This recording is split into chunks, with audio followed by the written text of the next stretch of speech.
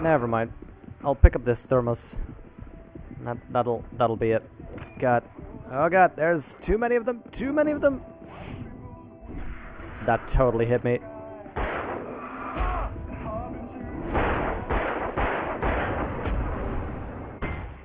Ah, seriously. Okay. This section... Oh wait, did I increase my death counter? I'm not sure. Let's add just another one. And here's a new song from a band that... This is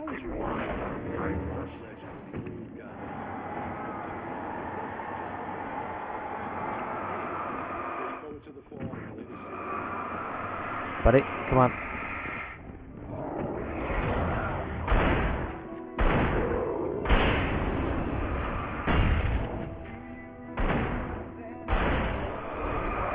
Okay, let's see if I can just...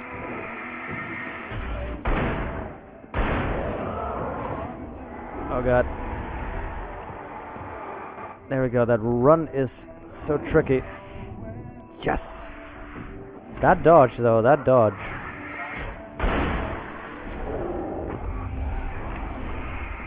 Okay, just to make sure we keep them at bay here for a second while I reload. I need to make sure to get him as quickly as I can.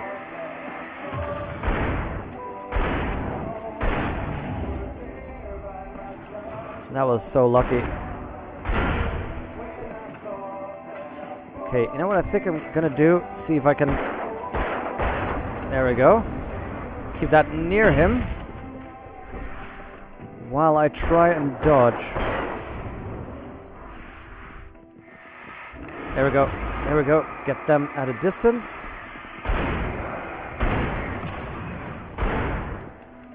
Oh god, oh god.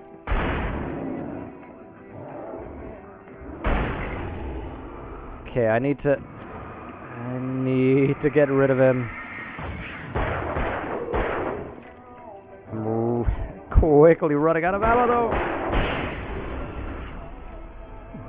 So take away all your guns and put you in the middle of a skirmish. Yep, Vaden. That is the one thing I don't like about this game, that they constantly do that. But you know, in all fairness, they also give you enough. See, there's enough recharge every time like this. Still though, you know, that is a lot of people. But yeah, they gave me back a shotgun and a revolver. I think it's just their way to basically keep the scarcity of ammo a thing.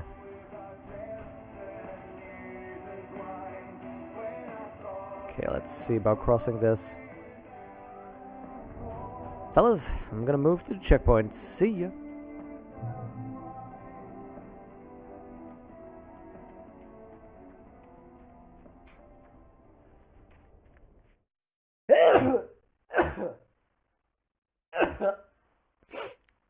Don't know what the last one was, but sorry. Have I enjoyed The Vanishing of Ethan Carter? Ghost? Nope. I think I've heard the title, but I know nothing about it. Is it good? The lamp glowed in the night. It was close, but I had to find a way across. Thank you, Blue. Play that one, looks really good. Vaden's bought it, but hasn't played it. Also, have to play Murdered Soul Suspect. Hey, Jexus, absolutely. Try and play that reasonably well. Fair enough. I still have to do the Deus Ex run-through first. But I'm actually thinking of playing Murdered Soul Suspect and Indigo Prophecy and those David Cage games in general. I've been thinking about playing those on stream. But still, you know, there's... Deus Ex comes first. After this, it's Deus Ex time. And that's 1. I think we're going to skip Invisible War. So it's going to be 1, Human Revolution, and Mankind Divided. Played much, looks good indeed. Oh. Yeah, and the Sprawl. Oh, man, the Sprawl. Oh, God. Ooh, that's handy. Yeah, we're going to be playing a tabletop called The Sprawl. in about... Is it about a month, Jexus? Is that when we can do this? Because Jexus is kind enough to be... to have offered DMing a game of The Sprawl. Don't play Invisible War, it's not relevant? Yep. Yeah, we had that discussion in chat a while back as well, right? About how you said it's not a terrible game, but it's an okay game. But then at the same time, why waste time on an okay game when there's so many real good games?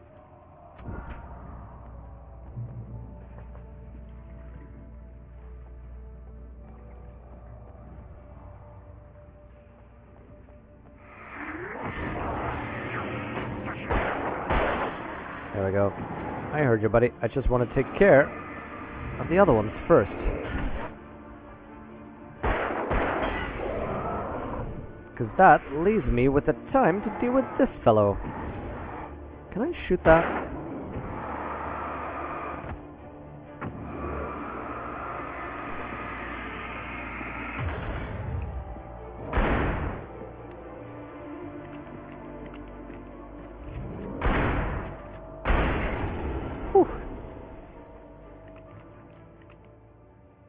Depends on your playthrough Deus Ex, thought it'd be cool to have those coincide. Yeah, absolutely.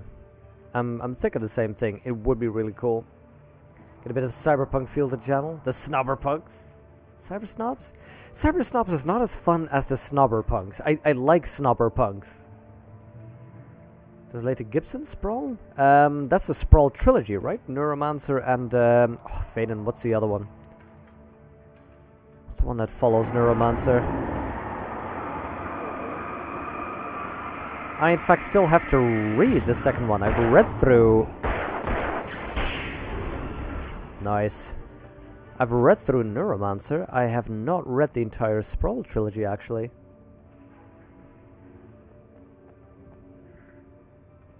Ah, that's where we are. Making her way through the water pipe alone, Cynthia was angry at the writer. Foolish young man, taking unnecessary risks. And the way he broke the rules. Didn't he understand what was at stake? Since the terrible days in the 70s, she hadn't wavered once, as hard as it had been. She was tired of protecting the town all these long years, and now only wanted to rest. Bob! Good to see you. How are you doing? And, potatoes.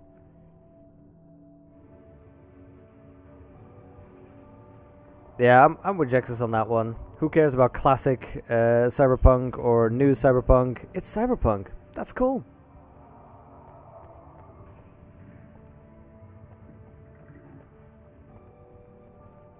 We're gonna play the Sprawl in about a month, Fub.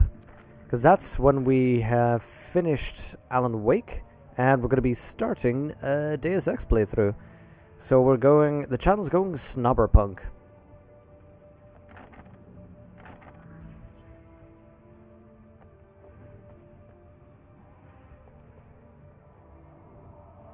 So for Hero Revolution onwards, where they focus about transhumanism. Jennifer running a relatively good session of Dungeon World. Hey, that's cool, Fub. Is that just a like a home game? Because I saw that you've been I saw that you've been trying to work out the stream. You know, work your new stream setup. Ah, that's not good. Bit of a waste, but did push me against that. First Deus Ex was more loyal to classic cyberpunk. I think the key question as well is, when it comes to trying to define pure genre, it's always very difficult because you run into the true Scotsman logical fallacy. I mean, you know the one, right? The true Scotsman fallacy is basically saying, all Scotsmen eat haggis. Oh, well, my uncle is Scottish and he doesn't eat haggis. Well, your uncle must not be a true Scotsman then. That is the true Scotsman fallacy. That's sort of the problem with defining the core of genre as well. You know, like... Damn. I think I didn't count the other one as well. The argument being, Cyberpunk doesn't have transhumanist themes. Deus Ex does. Yeah, well, Deus Ex isn't true cyberpunk. That's the difficulty with that argument. Makes it difficult to sort of say what really defines the genre, because it's never clear cut. Anyone who says, oh well, it's easy, cyberpunk is just... no. Come on. Perfect. Transformer yard. Gotta love it. Oh crap. Did I need him for... no I didn't. Good, good, good. Stream setup is just for the One Ring. Ah, nice. Face-to-face campaign. We're friends from university. Nice. Face-to-face is always good. I like the ability and the options of online gaming, but face-to-face does make everything a little bit easier. Yeah, okay, so I'm supposed to climb up there. I get it. Just want to explore a little bit more. Okay. Doesn't cyberpunk, like any genre, reflect the contemporary age? Monosonic more about what we expect to be dystopian in the near future? Yeah, that actually seems like a very good argument, because most genres will reflect something of their age, or comment upon their age, or do something with their age.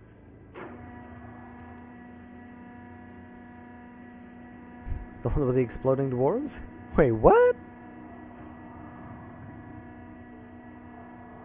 Between cyberpunk and post-cyberpunk is a very clear distinction. Basically, cyberpunk is that technology doesn't change human nature and living. Post-cyberpunk is the opposite of that. Yeah, but again, Chop Dog, again, that is a choice of definitions. The question is that an integral thing?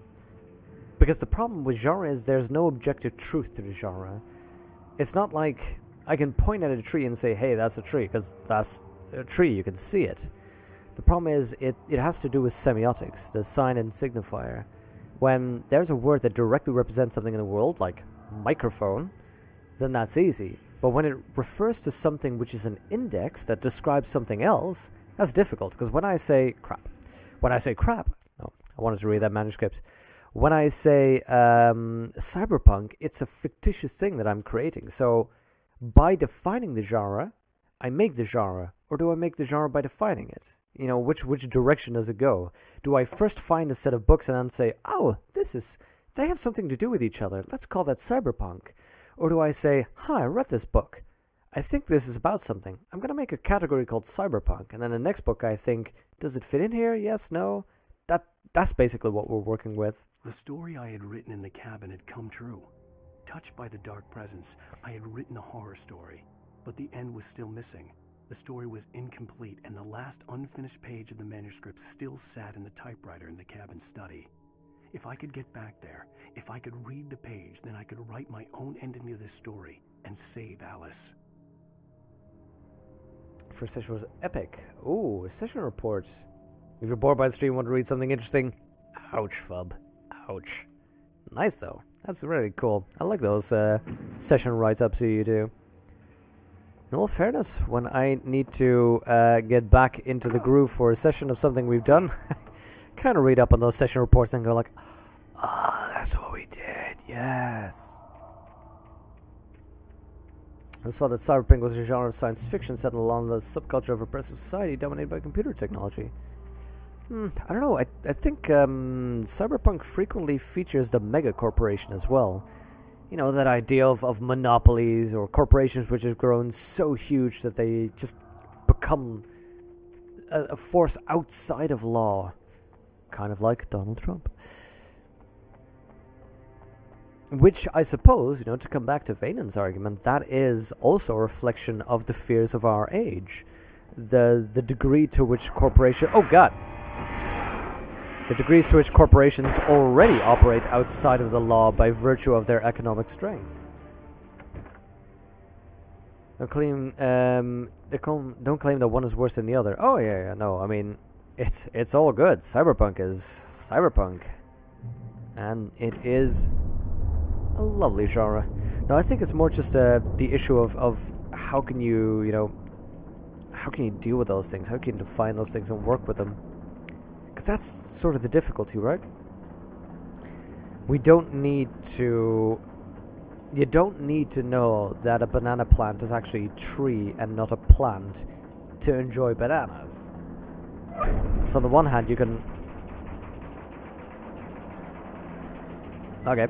So on the one hand, you can just work with it. You can still read the novels and enjoy them. Oh, God. But it is interesting to think, you know, what is... Okay, sure, let's deal with this. Oh god. Interesting to think about just when you talk about that, you know, what is real cyberpunk, what is different cyberpunk. To think about those categories. Ah, these birds. Enough with the birds. Seriously, Hitchcock, leave it. One down. Two down. Three down. Perfect. Whew. Okay, I want to read up on this for a second here. To follow, there are two main themes in Cyberpunk. First, how people are part of a system, mega corporation for instance, and what happens if you're not part of the system, have and have not. Yeah, I'd agree with that, actually. I think that's a very recurrent theme in... Let's not use the word cyberpunk for now, because we're already talking about what cyberpunk is. This type of... It's usually near or semi-near science fiction. In any case, Sprawl assumes that everyone has cybernetics installed, and that these things are so expensive that they're either crappy in some respect, or it means a corp paid for them, which means that they own you.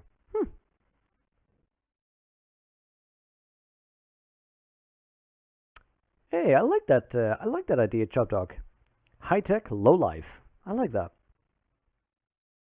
Doesn't fundamentally change lives for the better.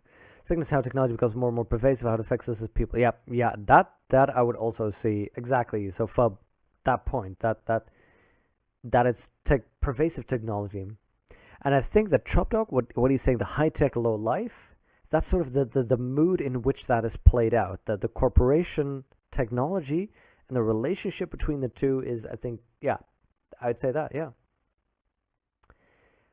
There's no real commentary on the rights or wrongs of it, unless you just play it to make a thing. It's just the reality of it. Oh, yeah, the Sprawl, yeah. Sunset comes quite close to Gibson. Yeah.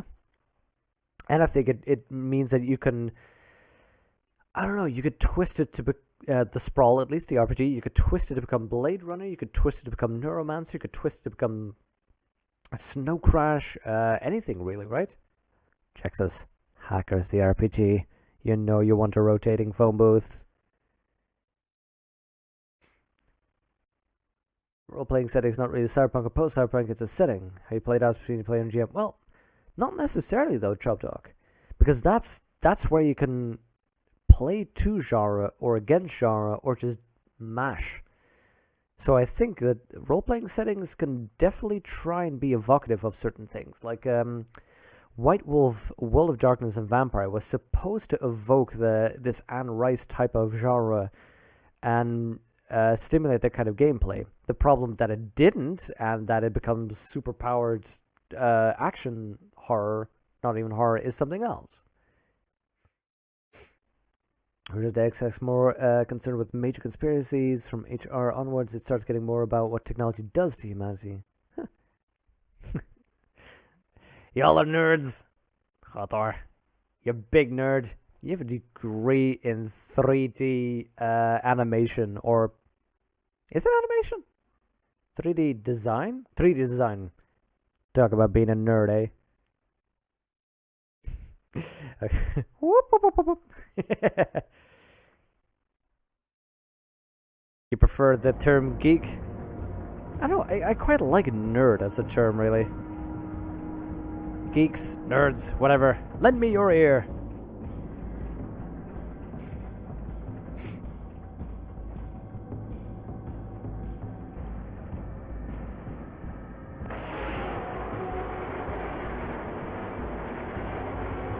There we go. At least I hope I'm on the right side. I was supposed to go here, right? Yeah. Perfect. Let's see what is in here.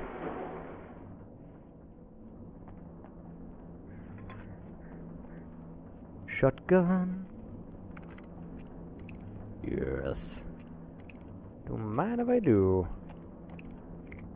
TV. Yes. Men dreaming of being butterflies, or butterflies that dream of being men. Shut it, Lao Tzu. Such philosophical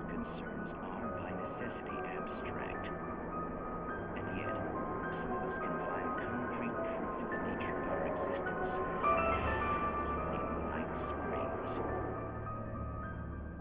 Tonight's episode, an absence of creativity. Hello, Martha. What did you want to show me? Oh, Lydia. Thank God Interesting you're to say though. here. Tonight's show, an absence in creativity.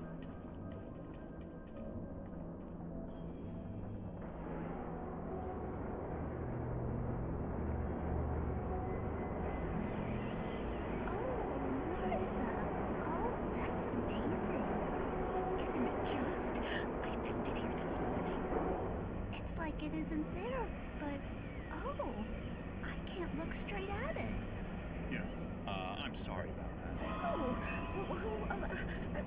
how did you get here? Well, I'm trying to work.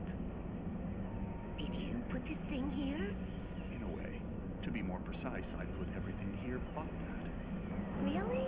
But what is it? Well, I guess the temptation is to call it a hole, but it's really an absence, a profound lack of reality. In Martha's basement? Yes, I was doing so well, too. I came up with 2 old ladies and put something really weird in the basement. It was a great start, but I'm completely blocked now. I can't imagine what I was up to. Well, surely it's just an Jexus, is your head hurting yet? Is it? Why did you call your friend here, then? We're Well, playing a game where a writer writes a story that comments on the life he's in, just ignore it. and in the story he's watching a TV show that talks about Probably turn into a writers into TV shows. could sink the whole enterprise. Oh Listen, ladies, not to be rude, but I'm really not at all sure where I'm going with this, and you're just not helping. You should just go back upstairs for a cup of coffee while I try to figure out what I'm up to. my. Well, if you think that's best. Maybe I should just stop here. Or is that too moronic? Head hurting yet? Is that too moronic? Indeed. Who can tell? It's a fine line between the stupid and the sublime. Night Springs. 42. The answer's 40. The answer's always 42.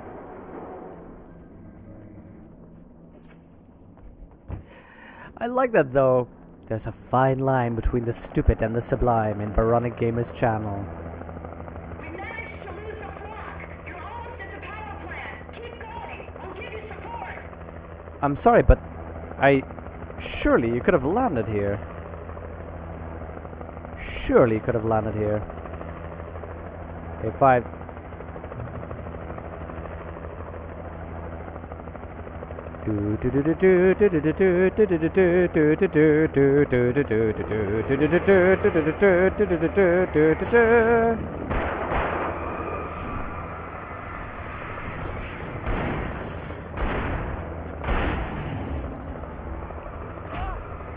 Oh, fellas.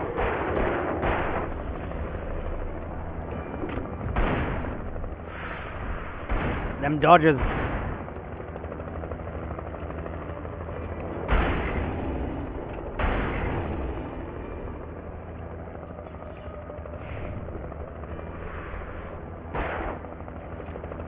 Come on. Oh. Alan Wake, you badass here. Appeals to you in the sprawl, then you shut up about it? Nah, it's fine. I'm seeing every player introduce a corp and define them. So everyone enters a... Yeah, I like that about those games. Where everyone, all the players add a theme to the game. It's real collaborative working. It's a cup made for you 12 years ago by your 2-year-old nephew. That's cool. Synthetics of genocide prevent organics from creating synthetics that rebel on genocide creators? Okay, hold on. Actually, hold on. I'm gonna alt-tab out of this game because I want to see your cups. Firstly, Ghost Cup. What do we have over here? Oh, that is cool. That is a fun cup. And let's see about Fub's Cup here. That is strangely beautiful. Also, when you say that a 2-year-old made this, in what way did they make this? I mean, as in, did they illustrate it? Did they? What do they do? Because that is a good cup. I could make a cup like that. Don't know how much of it was my sister, how much of it was him. Ah, yes.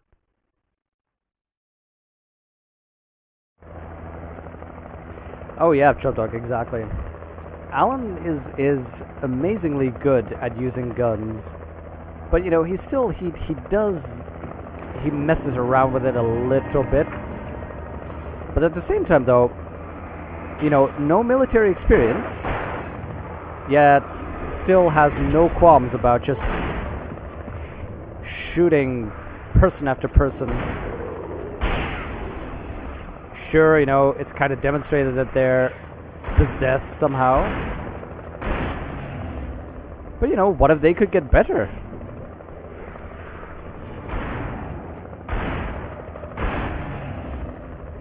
You don't know. Well, what if after he solves this, they all get better? And everyone he kills just stays dead?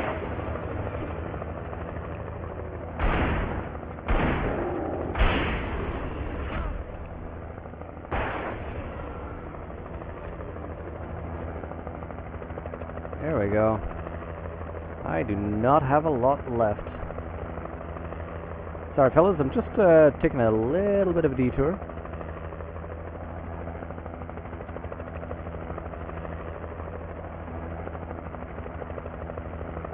Sister bought the cup from my key and then sent your nephew to work with it in paint. That's cool. As good as a 2-year-old confirmed. Huthor, I am at least as good as a 2-year-old.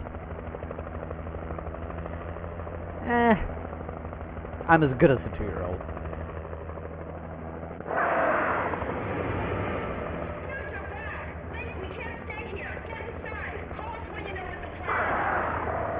God. Why don't you do the same thing you did the first time to get rid of those birds, eh? Oop. Oh, never mind, never mind. Suck it, birds. So I was right of the lack of regret over shooting someone as fight or flight instincts kicking it in. Average Joe picking up a light machine gun, walking around with it all as Bugsy. Yeah. Yeah, I think it's always that's you know, that childish sort of idea of, oh, it's easy. You just point it and pull the trigger. It sounds like it's a little bit more difficult than that.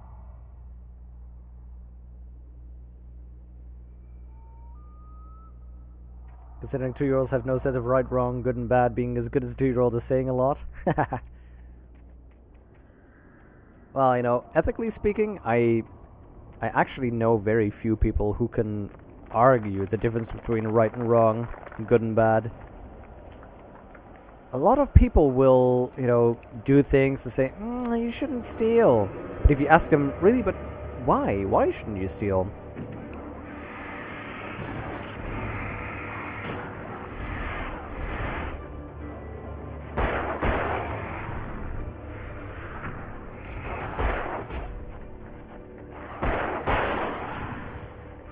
Them dodges. Them lack of dodges.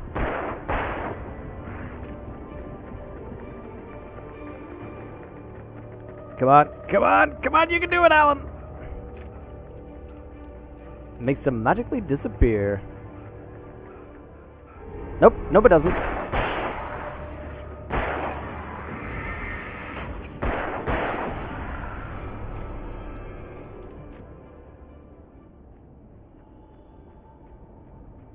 You can argue that.